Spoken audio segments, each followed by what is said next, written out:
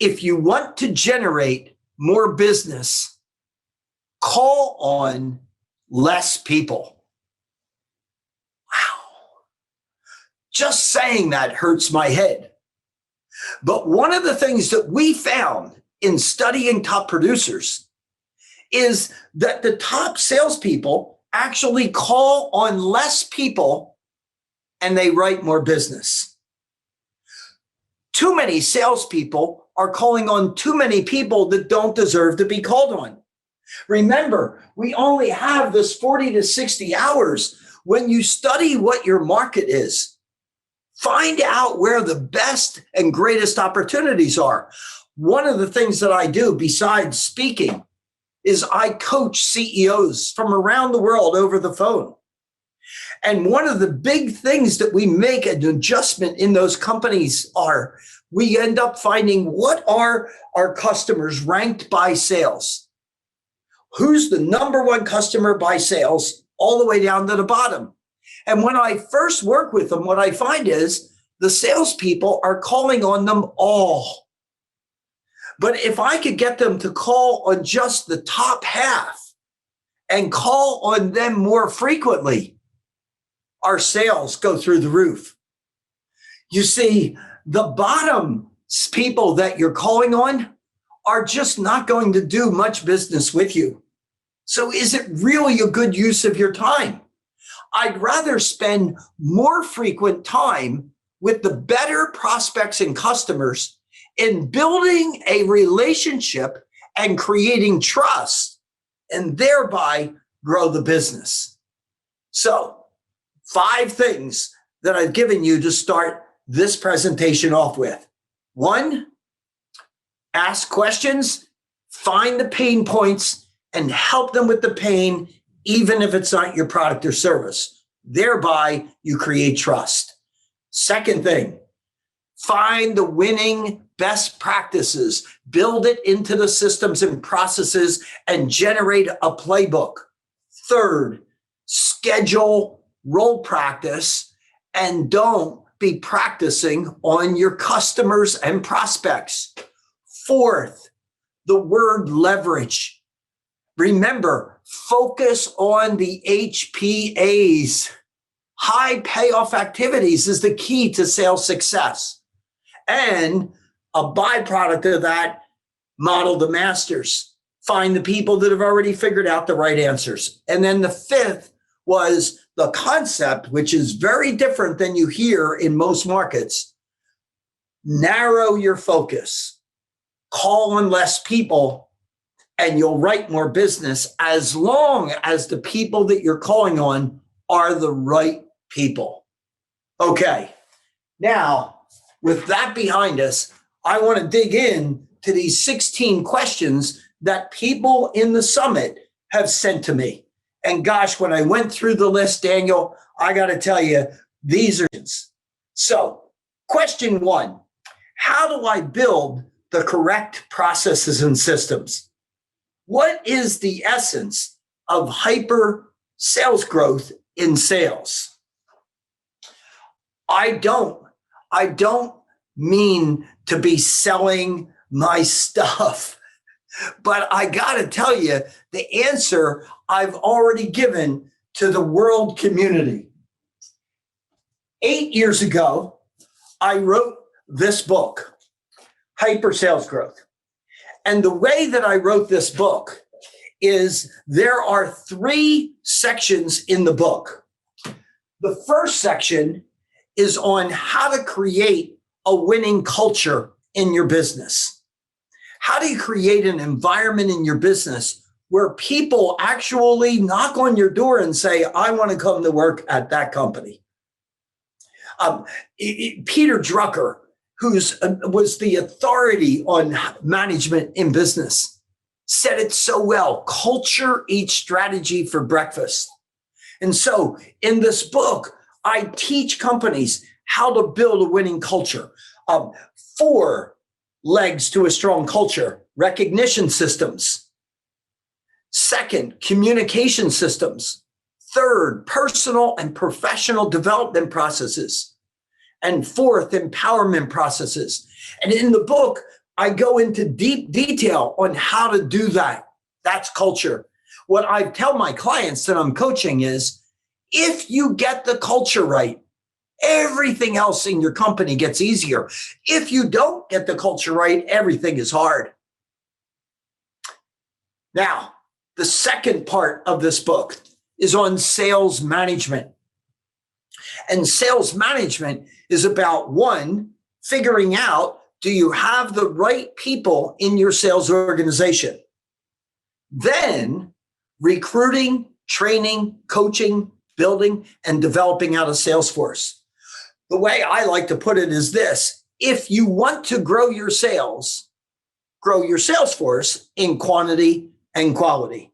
And in this book, we teach you how to grow your sales team in quantity and quality. The third part of this book is about sales. And when I talk about it's about sales, I'm talking about the proven systems and processes. Proven, not theory. The proven systems and processes that will enable you to win new customers and grow the ones you have. And it's all detailed out. In effect, in Hyper Sales Growth, the book, I've given the public the way that you should go about putting a playbook together. But then I had people come all over the world and say to me, but Jack, I just don't know how to write the playbook. And so we came out with another bestseller. Now, this is a textbook. It's called The Sales Playbook for Hyper Sales Growth.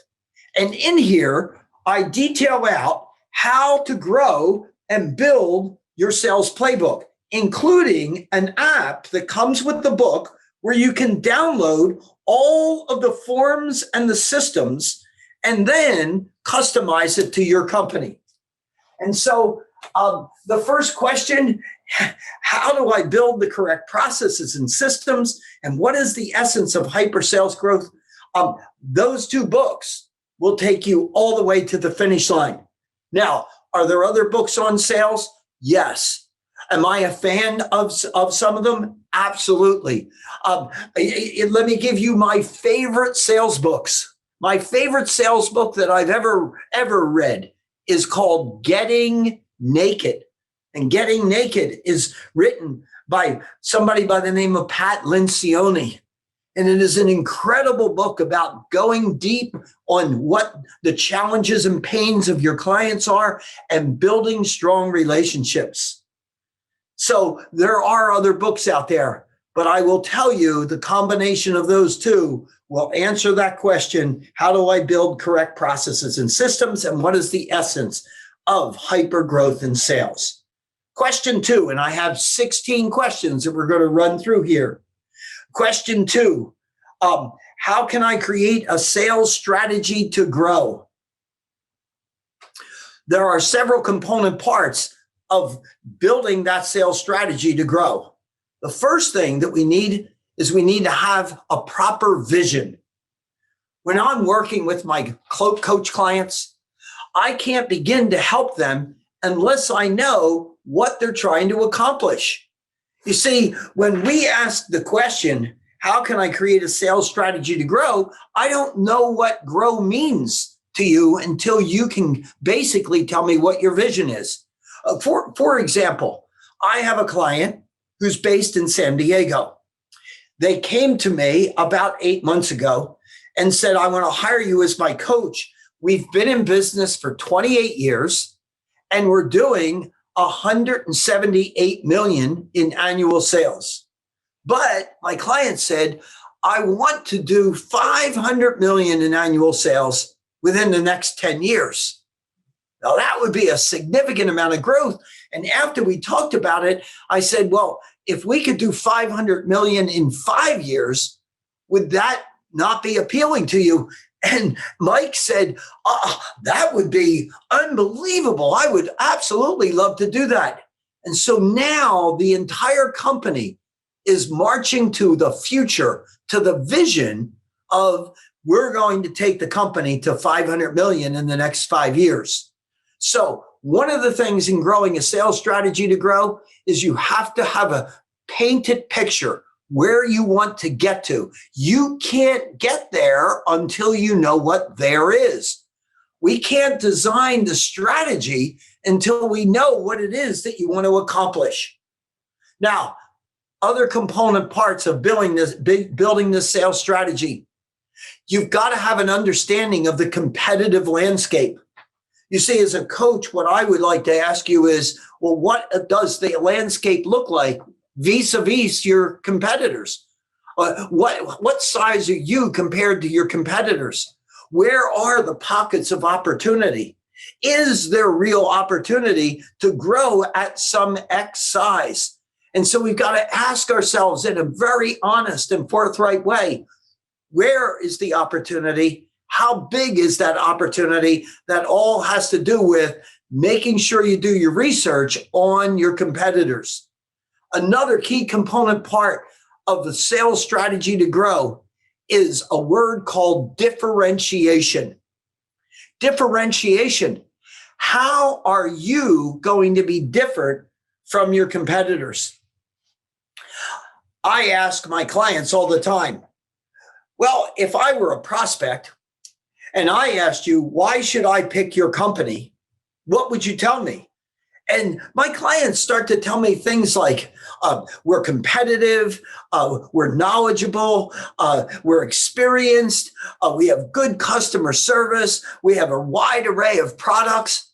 Well, wait a second. If I asked any of your competitors, why should I pick them? Wouldn't they tell me the same thing? That they're competitive, they have a wide array of products, they're knowledgeable and experienced and deliver good customer service. So you've got to know, how does your product or service, how does your company differentiate itself from the competitors? Look, I'm going to be very blunt and very direct with you right now. In most sales situations, you are trying to replace the incumbent. They're actually getting the product or service that you're trying to sell them. They're already buying it from somebody else. What you're trying to do is convince them to change over to yours. The only way you're going to get people to change over to yours is to explain to them, to know. Every salesperson needs to know how you are better and different. You can't say, well, we deliver better customer service. You have to do it with specificity. And so what are your moments of differentiation? Now, I'm still on what's the sales strategy to grow. And what I want to tell you is that you have to take a deep analysis of whether you can get where you want to go with your vision without a sales team or with one. It's amazing to me that I'll have so many customers come to me, so many CEOs and business leaders and sales managers and chief revenue officers, and they'll come to my house for a half day or a full day of consultation. And one of the things they want to know is, how do I build a sales team?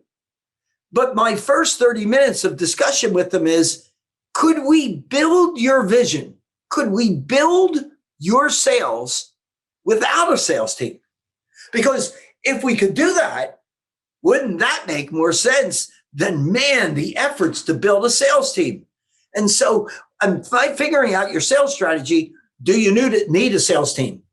How many do you need? Could you augment the sales team with online sales? How would you generate that online sales business? These are all critical factors. These are some of the key components on answering question 2, how can I create a sales strategy to grow? Let's move on to question number 3. How to attract high-level leaders to help you open an expansion project in each city of a country.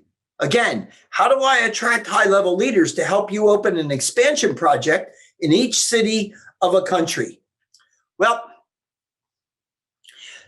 the first thing that I want to tell you is something I mentioned in my top 5 that I started out with. When I talked about sales, I talked about creating perceived value. Let me go to sales, and then I'm going to go back to this question. First-time sales do not buy real value. You can't buy real value the first time from a provider. The only way that you buy from somebody the very first time is you say, I perceive doing business with this person or company will get me this value, will provide this service.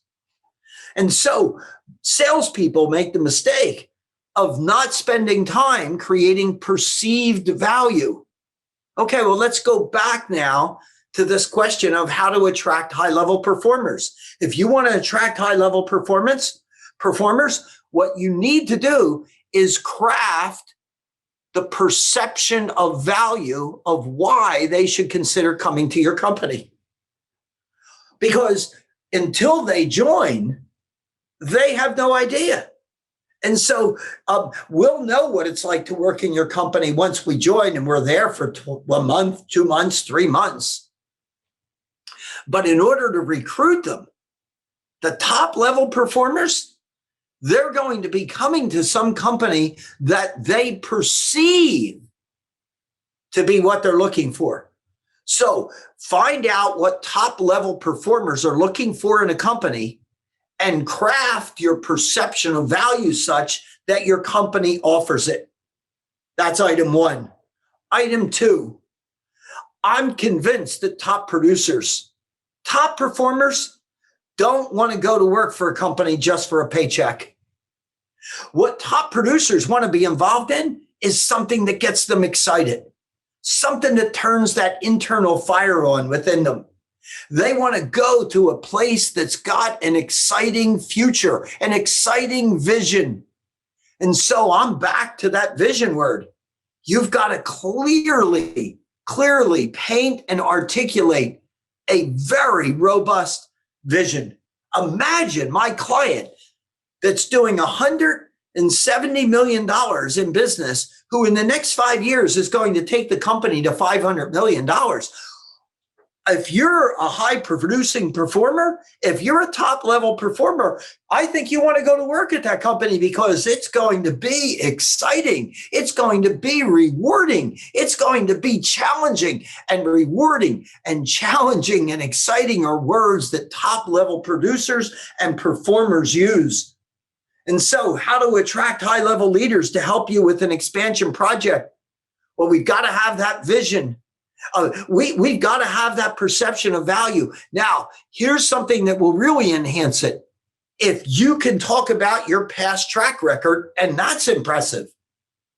For example, imagine how easy it was for me to come to California when I moved here to live from the East Coast when I was in Philadelphia, Pennsylvania. I came here and I started a company, and it went from 4 people to 750 people in 18 months.